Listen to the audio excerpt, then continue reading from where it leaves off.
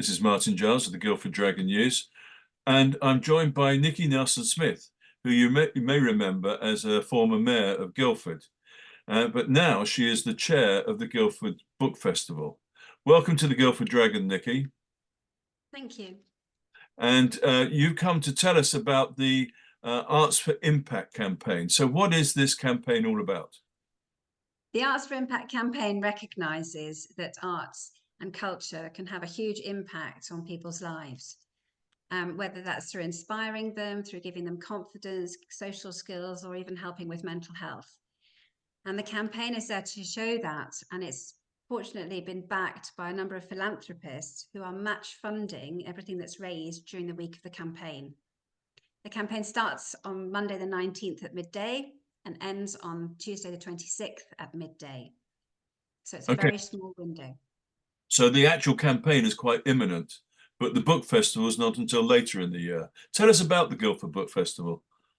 That's right. The Guildford Book Festival actually has its festival in October each year. It's been running for 35 years. This is its 35th year, so it's one of the longest running book festivals in the country. It seeks to bring the nation's storytellers to the town. It wants to engage people in books and literary activities, and that's its main aim. But it also has an outreach program, and the outreach program goes into schools and takes illustrators and authors to engage with children, to inspire them into a love of reading. And it's for the outreach program that we are hoping to raise money through the Arts for Impact campaign.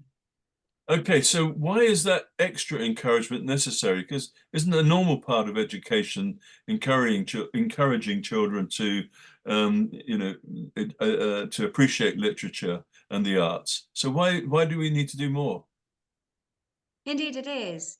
But the National Literacy Trust has done some research and found that those who come from what they call book poor households don't do so well. Book poor households are the ones where the adults aren't seen to be reading very much, and maybe the children have never owned a book. And they have a lower level of language development, and they don't do so well in their exams because they don't engage in reading as well. So it's very important to inspire and encourage children to read from an early age and all the way through their education. It's so important. So there's a real connection between books and the development of children, at least in this part of their education and development. That's right. That's right, Okay. there is. And in Surrey, which is regarded as, one of the more affluent counties in England, is it a problem here too? Indeed. It's interesting, isn't it? People don't realise, but we have two of the most deprived wards in Surrey, in Guildford. So the levels of deprivation are evident here as well. And some of the schools try and support the children from those areas, but we go in and we try and do even more. So last year we touched 4,000 children in 17 local schools, and we hope to touch 5,000 children at the end with the money from this campaign to encourage them to do better with their reading. So you'll use this money to pay for visits to the schools that are identified, and hopefully through that activity encourage these children to develop and improve their education. That's right. So this money will be used to have more author visits through all the age ranges, all the way up to from 4 to 18, all the way to the sixth form. It'll also have illustrator workshops in different locations, and in addition, we will be handing out more books to those children that are on free school meals and may need them, who won't get them in any other way. The research shows that those who have author visits have more enjoyment in reading, and actually their reading and writing levels are improved. Okay, well, I'm sure everyone can agree that's a really laudable aim, and it's also, I suspect, even more encouraging when we know that some of this need is right here in Guildford. It is, and all the schools we visit are local schools. So how can people contribute? How can they donate to this initiative?